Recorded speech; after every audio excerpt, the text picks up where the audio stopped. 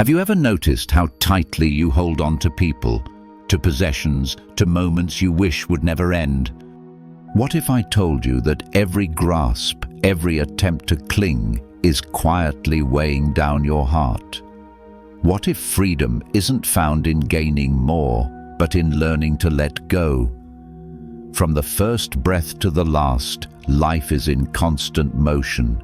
Seasons change, bodies age, relationships shift, and even our happiest moments slip through our fingers.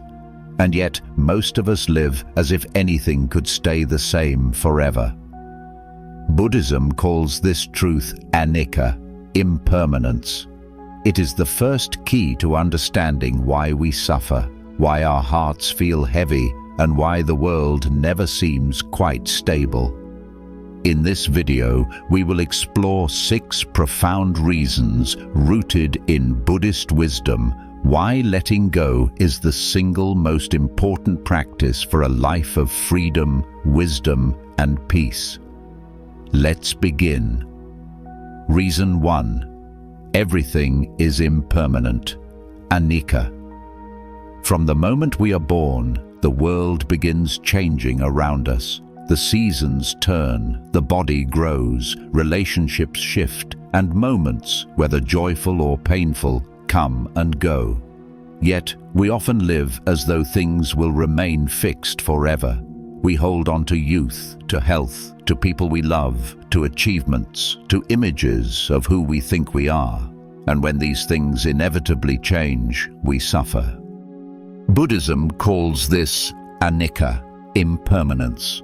The recognition that nothing in life remains the same for long. The more we resist this truth, the more tightly we grip what cannot be held, the deeper our pain becomes. Imagine clutching water in your fist. The tighter you squeeze, the faster it slips away. Life is just like this. A young monk admired the reflection of the moon shimmering in the temple pond. If only I could capture it, he thought, and rushed to scoop the moon into his bowl. But all he found was water spilling through his fingers. Night after night he tried, sometimes gently, sometimes desperately, but the moon always slipped away. Exhausted, he went to the master and asked, "Why can I not hold on to it?" The master smiled, pointing to the sky. "The moon has never been in the pond. You suffer because you grasp at what was never yours to keep. Look up and you will see. It has always been shining freely." Like the moon in the pond, all things in life, youth, beauty, joy, and sorrow, are reflections. We cannot hold them. When we stop grasping and simply behold, peace arises. Impermanence is not loss, but truth revealed. When we learn to let go, we are not discarding life, but honoring its true nature.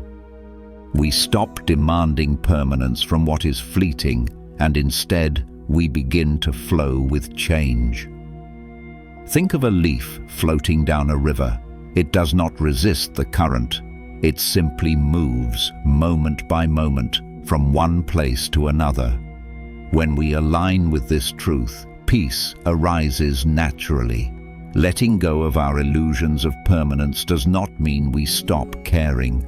It means we love fully, knowing each moment is precious because it will not return. It means we savor experiences without imprisoning them. And it means we accept endings, not as failures, but as part of the rhythm of existence. Impermanence is not our enemy, it is our greatest teacher. By letting go into the flow of change, we discover freedom in every breath. Reason 2. Clinging creates suffering, dukkha. The Buddha's first noble truth is that life, as we normally live it, contains suffering, dukkha. This suffering does not come merely from pain or loss, but from clinging. When we grasp at what is pleasant, we fear its loss. When we resist what is unpleasant, we create aversion and resentment. Both reactions tie us to suffering. Consider the image of holding a rope that is being pulled from the other side. The harder we hold, the deeper the rope cuts into our skin. Yet, when we let go, the pain ends instantly. In the same way, the tighter we cling to possessions, people, status, or even beliefs, the more life cuts into us when those things shift. Clinging also blinds us. We begin to think that our happiness depends on conditions being exactly as we want them to be. But life does not work that way. Nothing stays fixed. And so long as our peace depends on control, we will never rest.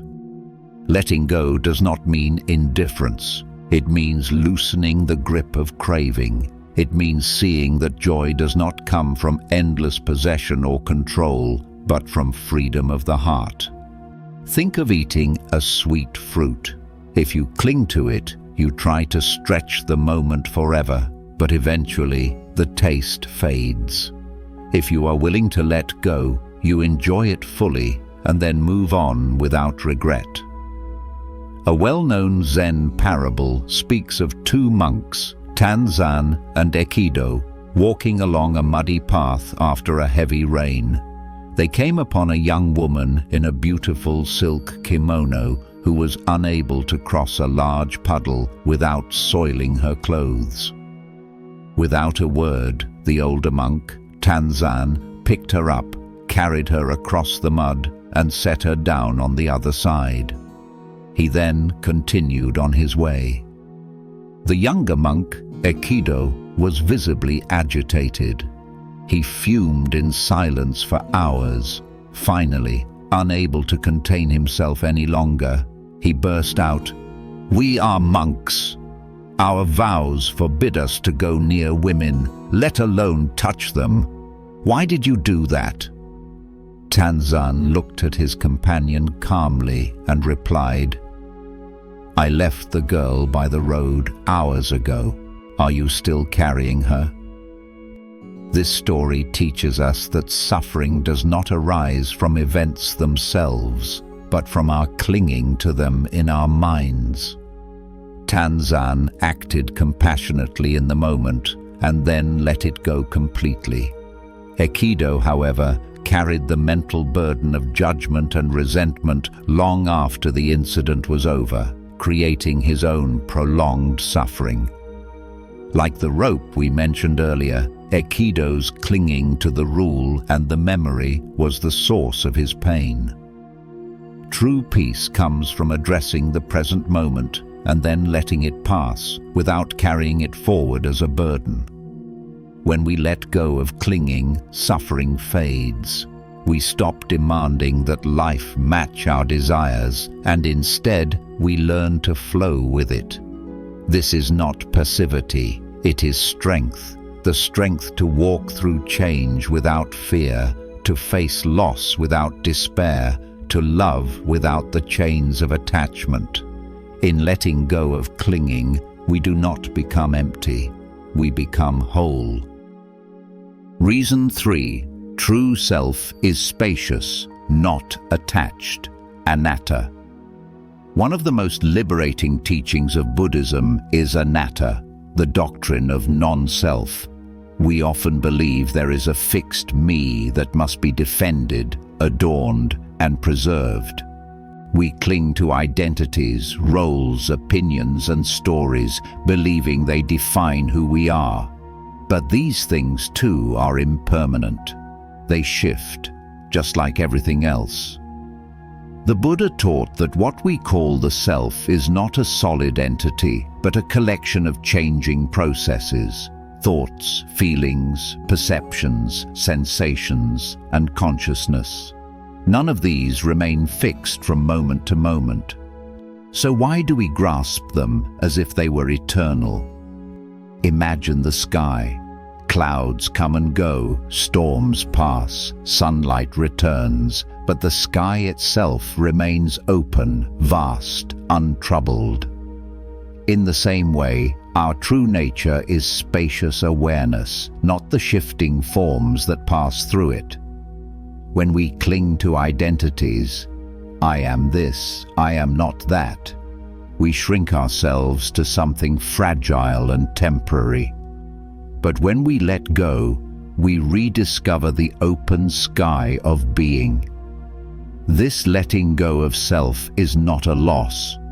It is liberation. It frees us from the burden of constantly proving who we are, of defending our pride, of fearing threats to our identity.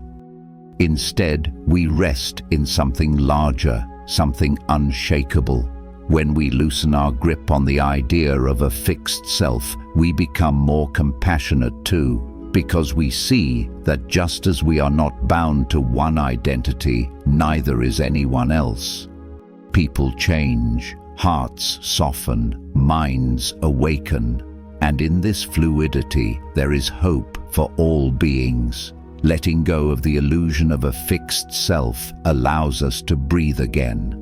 It opens us to the vast spaciousness of reality, where we are not confined by clinging, but set free by openness. Reason 4. Forgiveness frees the heart. Among the heaviest burdens we carry are resentments, grudges, and unhealed wounds. Someone hurt us, betrayed us, or disappointed us, and we hold on, sometimes for years, even lifetimes. We replay the story in our mind, we nourish the anger, and we believe it protects us. Yet in truth, it is we who suffer most. The Buddha compared anger to holding a burning coal with the intent of throwing it at another person. In the end, the one who is burned is the one who refuses to let go. A samurai once demanded that a Zen master teach him about heaven and hell. The master looked at him and laughed. "You, a samurai? You are nothing but a brute, too clumsy, too foolish. Who would respect you?" The samurai's face turned red with rage. He drew his sword, trembling with fury, ready to strike. The master raised his hand and said calmly, "This is the hell." Stunned, the samurai lowered his weapon. His anger dissolved into shame and then gratitude for the master's teaching. Tears filled his eyes as he bowed deeply. The master smiled and said, "And this is the heaven." Heaven and hell are not places, but states of the heart. When we cling to anger, we imprison ourselves in hell. When we release it through understanding and forgiveness, the heart opens to freedom, our own heaven. Forgiveness in Buddhism is not about excusing harmful actions or pretending they never happened. It is about releasing the poison from our own heart. To forgive is to set down the weight we have been dragging, to unclench the fist we have held too long. Many resist forgiveness because they think it means weakness, but forgiveness is strength. It takes immense courage to release anger when the world tells you to keep feeding it. It takes wisdom to understand that revenge only deepens suffering. When we forgive, we do not erase the past, but we release its grip over us. We give ourselves permission to heal. We discover that the heart, once emptied of bitterness, fills naturally with compassion and peace. To let go through forgiveness is to reclaim our freedom. We are no longer defined by the harm done to us, but by the love we choose to carry forward. This is why the Buddha said that hatred is never ended by hatred. Only by love is hatred healed. Reason 5. Letting go creates space for peace. If you walk into a room cluttered with old possessions, you cannot move freely. Every corner is filled, every shelf stacked high. There is no space to breathe. Our minds can become like this. We fill them with endless worries, attachments and fears until there is no room for peace. When we let go, we declutter the heart. We create space, and into that space flows calm, clarity, and stillness. Many of us live driven by constant grasping. We want more achievements, more recognition, more possessions, more security. But the more we gather, the more restless we become. We fear losing what we have, and we crave what we do not. The result is exhaustion. There was once a young monk who went to his teacher with frustration in his eyes. "Master," he said, "I practice every day. I chant, I sit in meditation, I try to calm my mind, but still I feel heavy. My thoughts will not stop. My heart finds no peace. What am I doing wrong?" The teacher said nothing. Instead, he reached for a teapot and slowly began to pour tea into a cup. The monk watched as the tea rose to the brim and then spilled over, running across the table and dripping onto the floor. "Master," the monk said, "the cup is full. No more can enter." The teacher put down the pot, looked into the monk's eyes, and said softly, "Exactly. Your mind is just like this cup, overflowing with worries, attachments, and endless grasping. How can peace flow in when there is no space left to hold it?" The monk lowered his head, and in that moment he understood. To find peace, he did not need to add more practices, more effort, more striving. He needed to let go, to empty his cup. This story teaches us that the more we cling, the less room there is for peace. Letting go is not loss, it is creating space, and in that space, calm and clarity appear naturally, like fresh air entering an open window. Letting go is like opening a window in a suffocating room. Fresh air enters, light pours in. We realize we do not need so much to be content. Contentment arises naturally when we stop clinging. This does not mean abandoning life. It means releasing the unnecessary so that what truly matters can be seen. When you let go of needing to control every detail, you find the present moment waiting for you, clear, simple, and beautiful. Peace is not something we gain by adding more. It is uncovered by letting go of what weighs us down. Reason 6. Letting go is the path to liberation, nirvana. Ultimately, the Buddhist path leads to nirvana, the extinguishing of grasping, aversion, and delusion. And at its core, nirvana is discovered not by acquiring something new, but by letting go of everything that binds us. The Buddha described nirvana as the cooling of a fire. When craving and clinging burn, the mind is restless, consumed by heat. But when we let go, the fire goes out, and what remains is peace beyond all conditions. Letting go does not mean withdrawing from the world. It means walking through it with freedom. You can still love, still work, still create, still care, but you do so without the chains of attachment. You love without fear of loss. You act without need for reward. You live without the prison of me and mine. A young monk once approached his master, troubled and restless.